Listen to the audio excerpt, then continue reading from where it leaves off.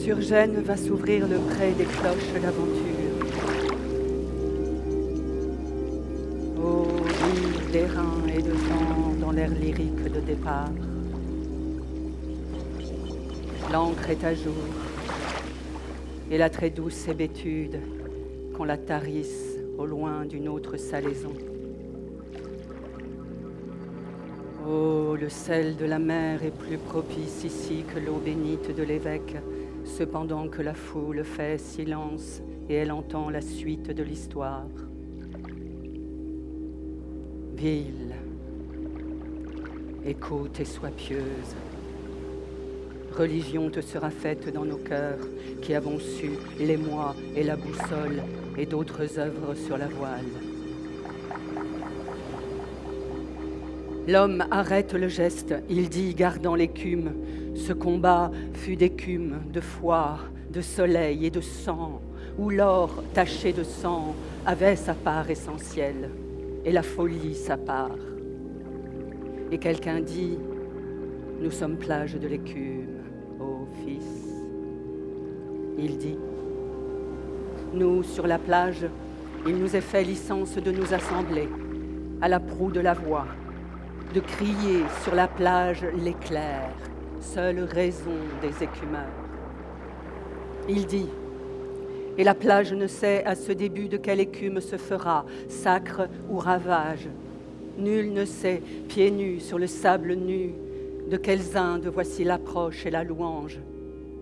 Ou quel ce capitaine aveuglé de vent et de diamants que la voix sur la plage somme encore de partir, libérant la boucle d'amarre. Mais cette science est plus profonde.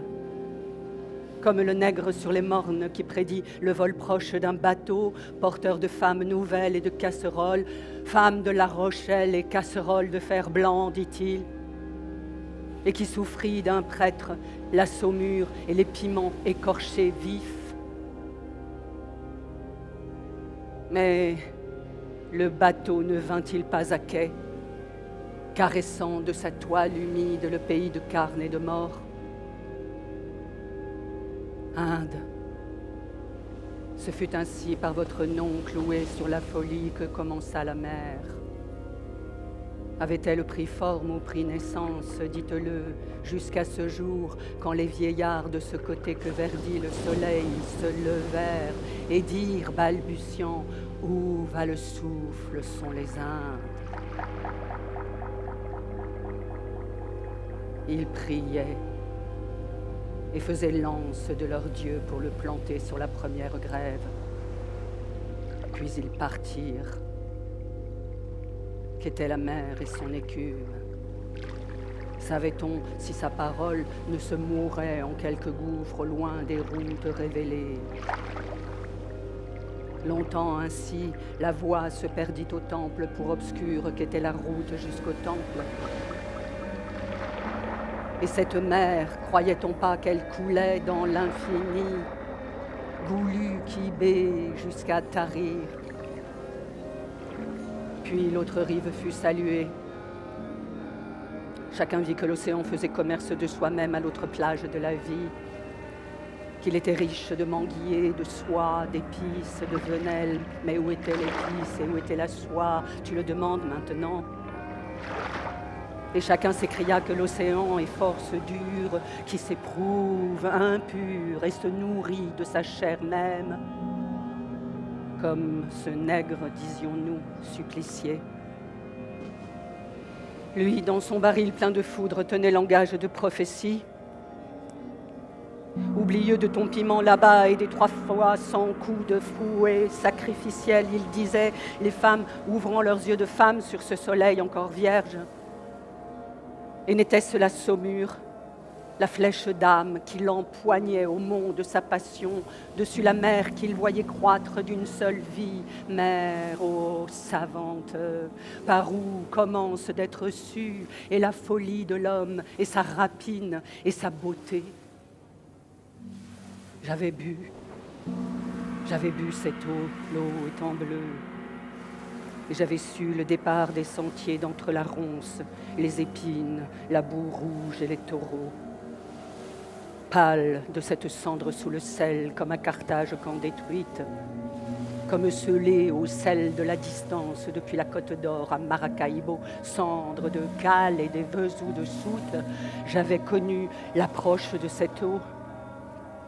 Ainsi les ai-je vus qui descendaient entre les pines et les taureaux,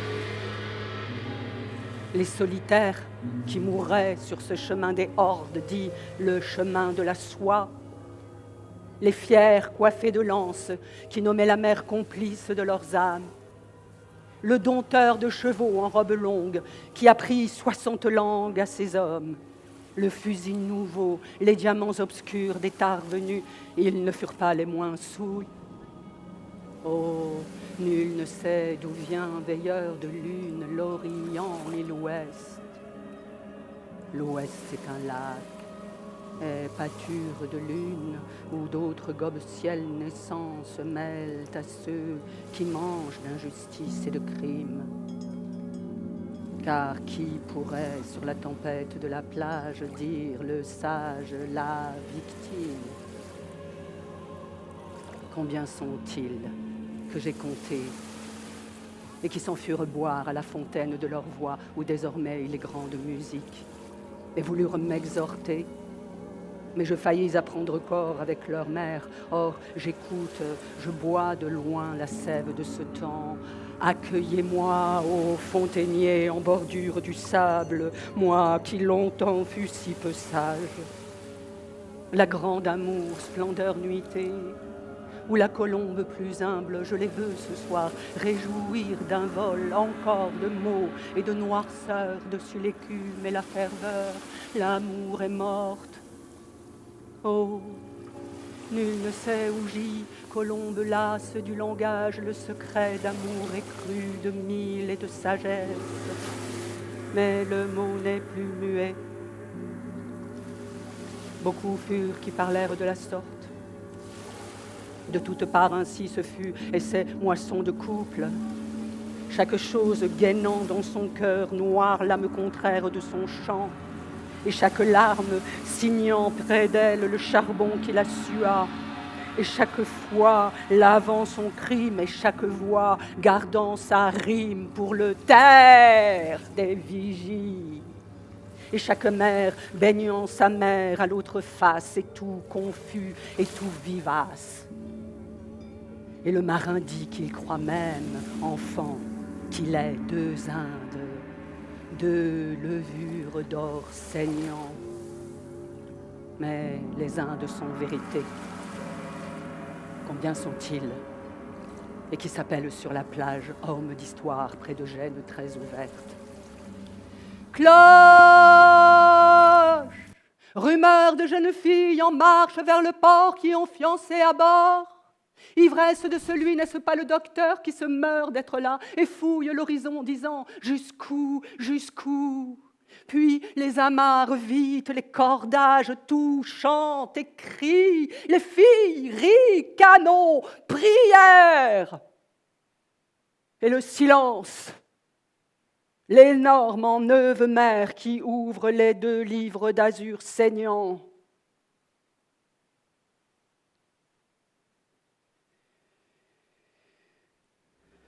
Le voyage.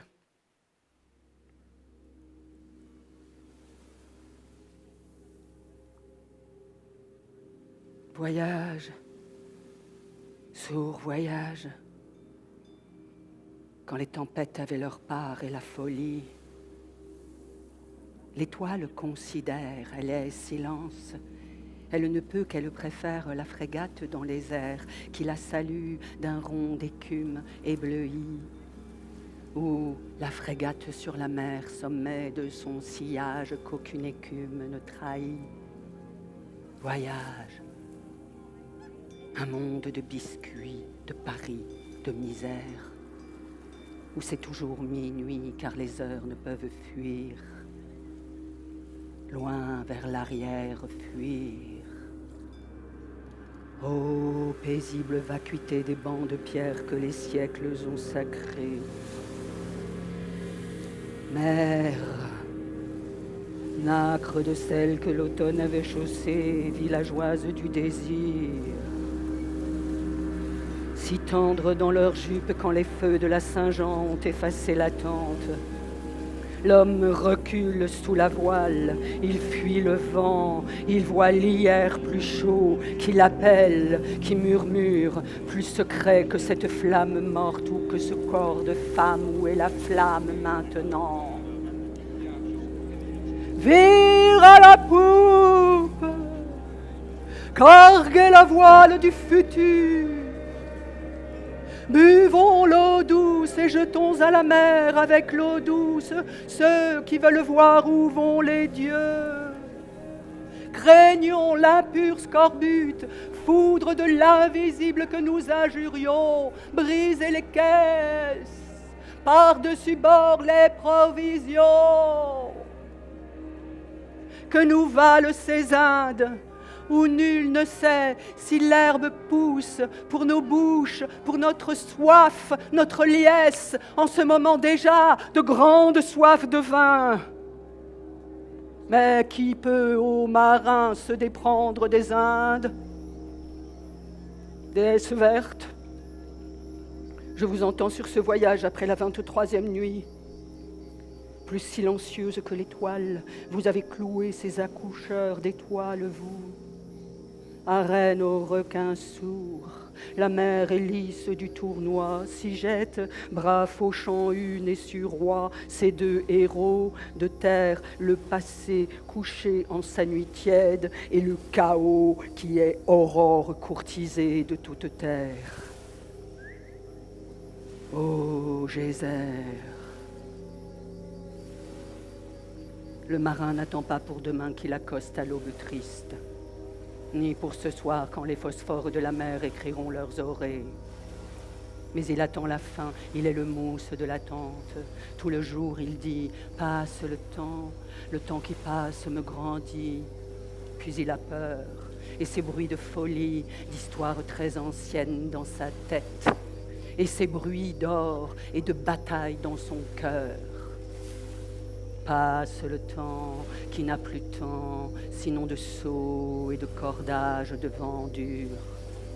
Moyen-Âge qu'on ne sait, dont la voix est sous le flot et la mature désespérée, autant d'autodafé ou de gros bourgs où s'emmatèrent les mots francs, avec les mousses sur le pont qui sont serres à merci, avec son duc, ombrageux capitaine qui fait de son créneau pour l'assurance du marin le geste chaque jour de saluer vers l'Occident. Celui qui pantelant touche au passé par chaque fibre et le révère. Il pleure à douces larmes sa jeunesse et ses parents. Il aime à boire au verre de l'oubli le fiel soudain des douces choses familières. Celui-ci fait sagesse du temps de fièvre sur la mer, pourvu qu'il aille décelant le flot et qu'il accorde par son nom le flot montant au flot d'hier. Passe le temps, quand l'homme émousse de la tente et l'équipage le rudoie. Passe le temps où le langage crie son vol dessus ce cirque où n'est nul mont et nul écho.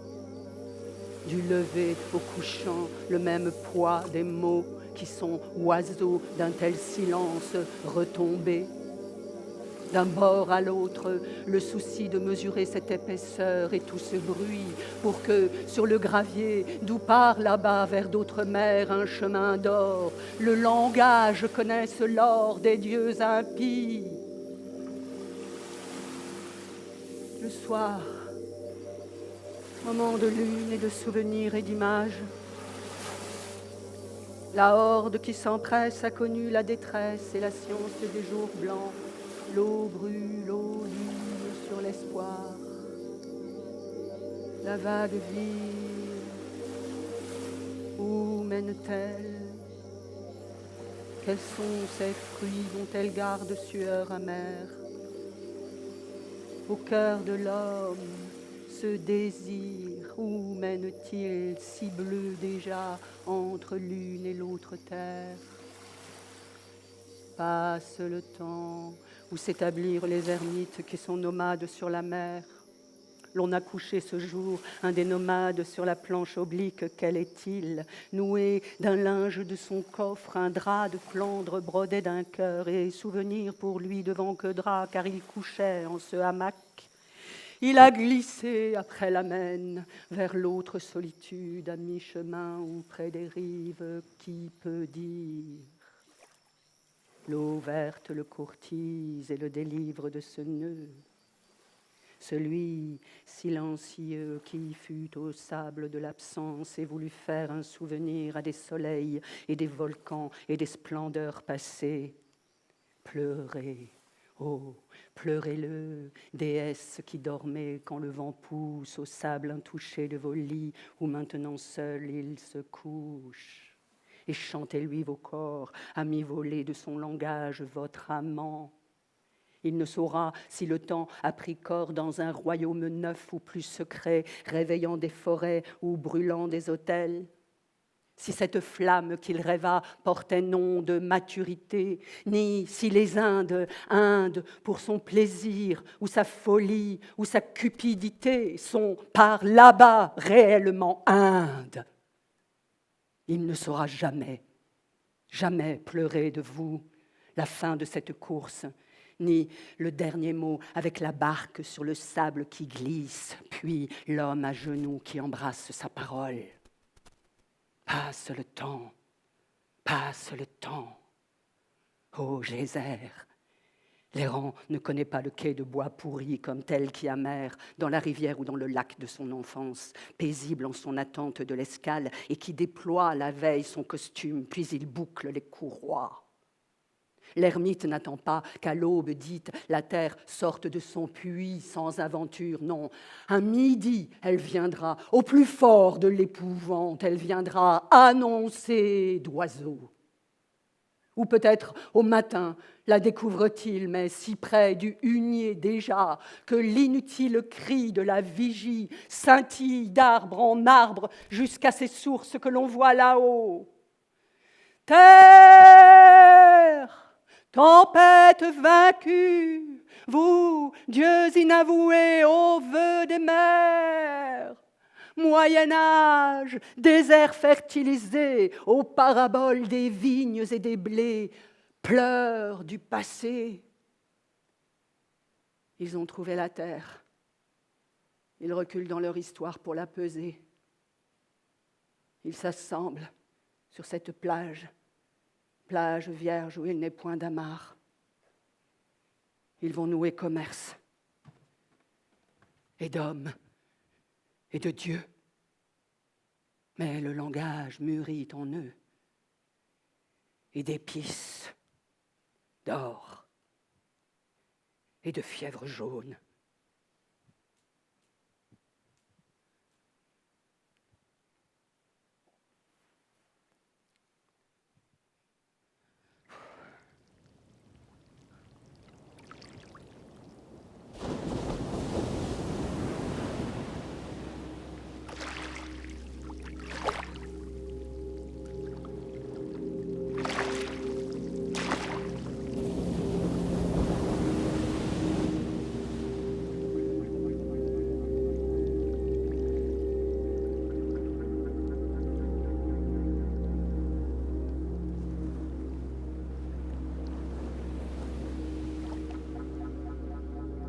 La traite.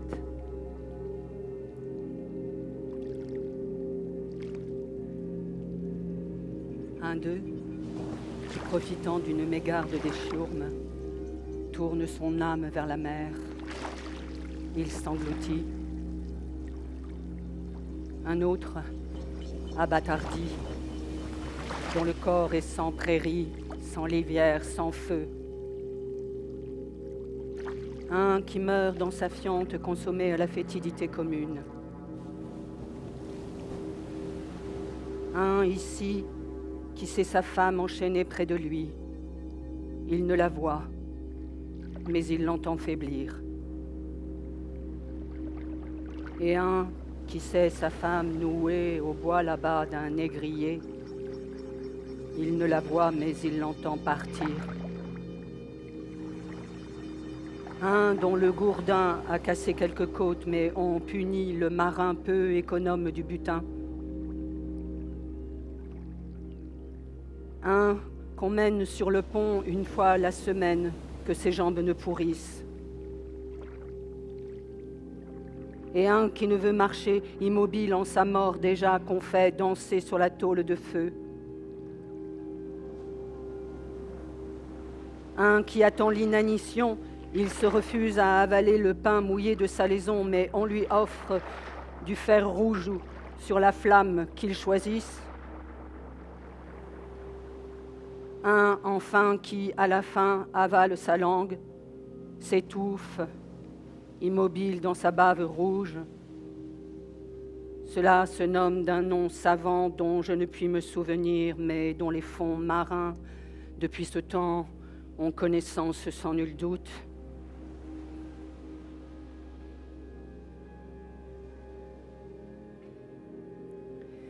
Cet enfant monte au plus haut de la terre, il voit sur l'horizon grossir la cargaison. C'est un nouveau qui arrive pour le marché du carême. Alors il souffle dans la gorge du lambi et les marchands là-bas s'apprêtent pour l'acquisition de jeunes filles et de mâles. Où est la flamme? Où la splendeur en ce nouveau divisement du monde?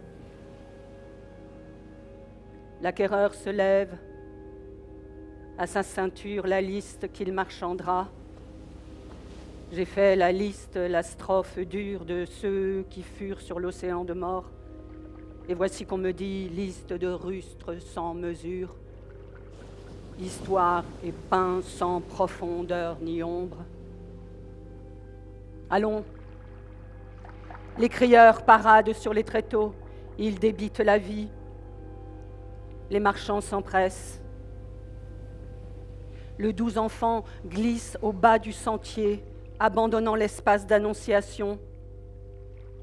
Il ne sait, l'adolescent guetteur de futur, qu'il y aura d'autres criés pour le malheur des prophéties, qu'ils seront quelques-uns aux talons furieux sur le tambour nocturne, mais dont l'ivresse parlera.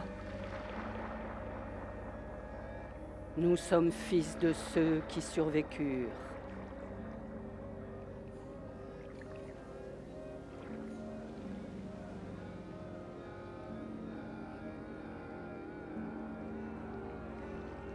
Les héros.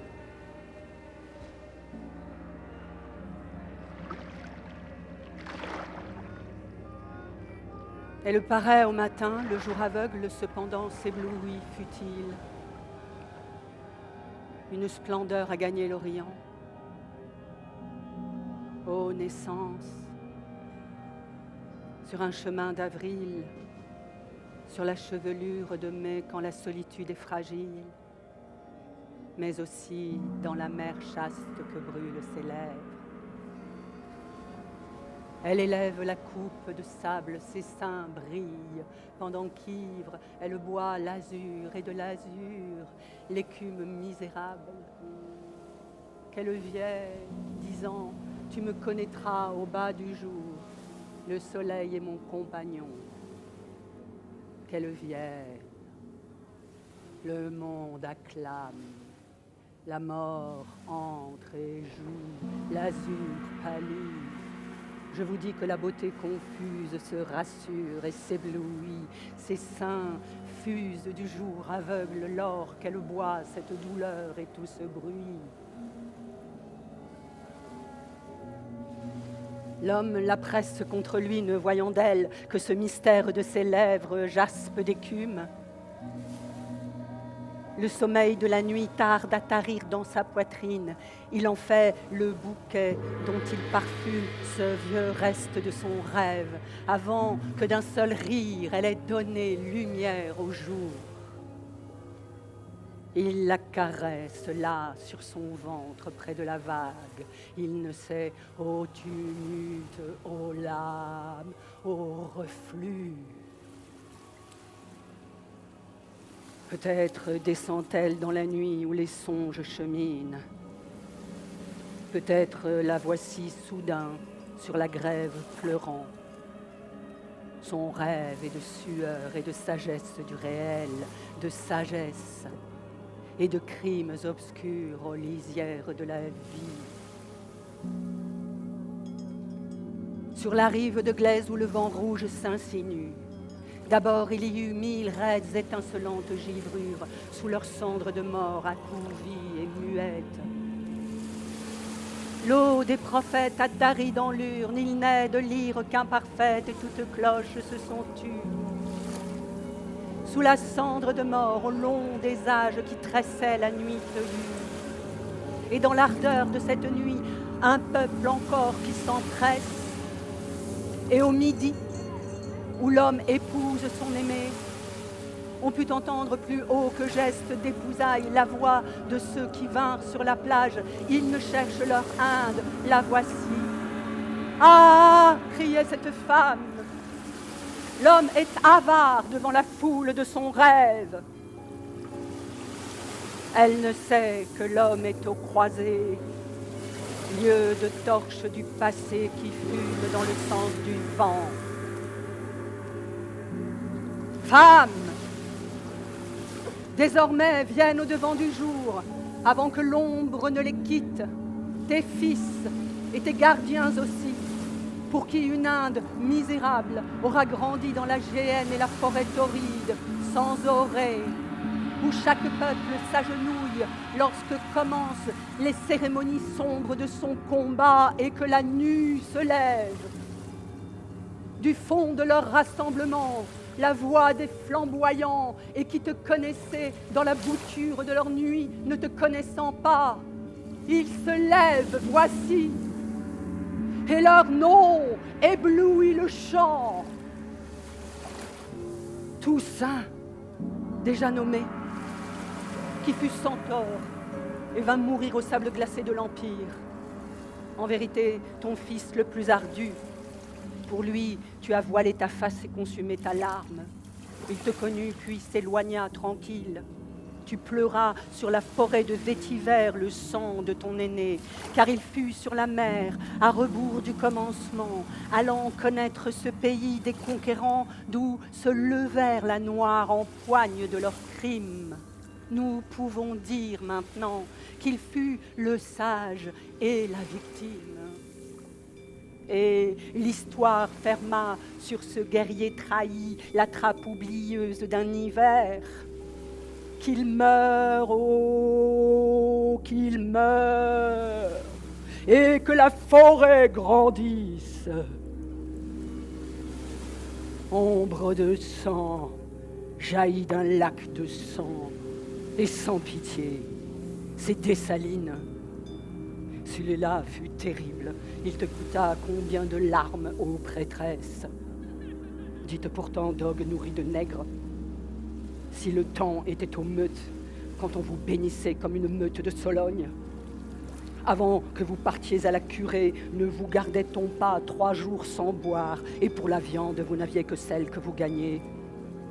Celui-là, dogue contre dogue, fut nourri toute une vie loin de la viande. Il ne but à jamais que l'eau fétide des combats lorsque la sueur même se gangrène. Femme! Tu grandis de sa haine, tu grandis de son amour.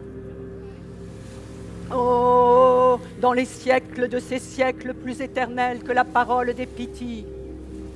Ainsi les ai-je vus, nombreux parmi les pousses et les ronces. L'histoire les oublie car ils sont morts de ce côté du monde où le soleil décline. Je les appelle auprès de ceux partis, mais qui demeurent cependant. Ils sont les conquérants de la nuit nue. Ouvrez les portes et sonnez pour les héros sombres. La mère les accueille parmi ses fils. Le soleil se lève sur le souffle de leur âme. Ils s'appellent fameux et oubliés qui résistèrent au nocher des caravelles. Leur cortège pénètre. Ils ont brandi les torches de bambou. Et voici le premier d'Elgrès, qui tint 3 ans la Guadeloupe. Femme, pourtant, ceux qui ont mis sur ton visage la trace de leur bouche, ils s'assemblent dans la clairière, jurant fidélité au jour et à la nuit. Qu'ont-ils besoin de cette voix où je m'efforce, de la neige de ce chant, sinon que toute mère a consenti à leur office et qu'aux forêts où je pénètre maintenant, le feuillage prochain tremble à la pointe de ce souvenir. Ils ont de cette orée de bois fait une plage entre l'épine et les taureaux. Leur marée est d'aubier futur, où quelle Inde frémit. Et voyez, par-delà les bois, d'autres qui tremblent doucement, craignant d'oser ou d'approcher les dieux du feu et de la nuit. Oh, dans les siècles de ces siècles, ces autres qui portèrent le fourrage à la litière de leur maître, acceptant avec des mots fertiles en crachat, des mots de boue, le vieux serment de ne pas être, sinon comme un sarcasme ou une ride sur la mare à l'heure où d'autres se lavaient. Ceux-là, pour eux, enfin, la clairière s'ouvrit et l'on connut quel est le temple de tes fils, ô liberté, de tes gardiens durant ce temps, pendant que femme tu reposes sous la branche et que l'oiseau paradisier replie ses lames de brasier.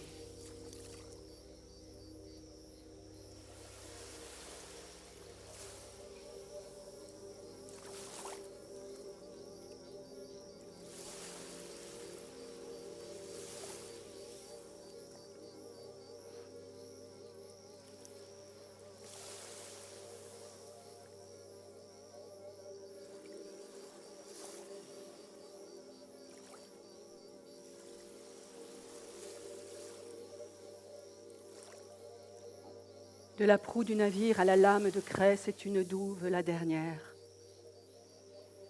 La mer, plus montagneuse et plus avare de silence, obscurément s'émeut, où meurt la gloire entre les clos et les corbeaux. Là, que finisse sur ce monde en sa géographie sans ombre l'appel, oh, qu'il tarisse, et qu'il ne soit dans le désir ni un atoll, ni une baie. La dernière île fut hier peuplée de cartographes, d'ingénieurs. On a, sur les statues de Pâques, mesuré la profondeur dernière pour enflammer marins et moines, pèlerins du jardin d'or. Une douve, une seule, ô ma fatigue, après ces nuits et ces aurores en splendeur et maritime attente. Pour une fois encore, je salue l'aube naissant sur un poème non connu et un désir. Bientôt, la plaine aura cerné d'un seul coup d'aile ce qui fut montagne et mer de l'espérance et désira d'où la souffrance gît. Mais où meurent les voiles lassés du vent? Les cheminées ouvertes à l'azur sans voix délaissent de crier leur fumée bleue. Pour une fois encore, il est un mousse sur le pont qui ne balance pas les câbles vers la mare. Il est trop jeune, malhabile, mais il sourit au nœud d'eau grise sur la coque délaçant son épaisseur. Alors, crions les précurseurs et ceux qui prirent d'autres mers au sas de leur folie. Leurs noms furent omis, mais n'ont-ils pas ce droit de paraître à la fin lorsque la ville hiberne, eux qui les premiers firent sur la carte la marque de leurs gants? Polo, illumineur, il devisa du monde et l'emplit de merveilles. Gamma, épi, éblouissant, et gloire ramassée jaillit d'un socle d'eau. Magellan, dont le nom fouette les tempêtes et déracine les cimas. Qu'ont-ils nourri qui ne soit terre prophétesse, limon du rêve? Qu'ont-ils enfreint, eux qui passèrent près des murets les emmurant, et leur visage n'apportait le teint d'un seul regard, eux qui voyaient? Ville, je te regarde par-dessus l'épaisse agrégation de la folie et de la vie en ces 3 fois 100 ans. Tu es ville à nouveau pour le regard du veuf après la noce d'aventure. Il n'est que champ de blé mouvant où furent les prairies de l'ouragan, hélas. Il n'est que pleurs d'usine et batterie de la douleur où se levèrent les héros. Voilà un peuple ici. Sa foi est de nommer chaque ferment et chaque épi. Et ton peuple, non paré pour le départ de solennels marins, à midi, lorsque la mer bénit la foule, mais éprouvant cette douceur et connaissant cette douleur aux batteries des rues. Une seule, la dernière où ma fatigue et la manœuvre est lente vers le quai. De partout, oh, de partout, cette lamentation du monde dont s'enivre la poitrine. Le blé mouvant, la douve et le quai de bois mort, la plaine où sont les villes toutes gênes sur leurs ports, et une Inde, laquelle, en qui le rêve a son limon. Cette épaisseur des cieux est la dernière étoile convoitée, c'est au coin de la lune l'oasis de l'infini, c'est liberté nourrissant l'homme, c'est la femme aimée. C'est pour un peuple qui gémit l'écartement de la broussaille, pour un qui meurt, c'est le silence et la beauté pour un qui vit, et c'est au cœur le nœud d'eau grise qui épie.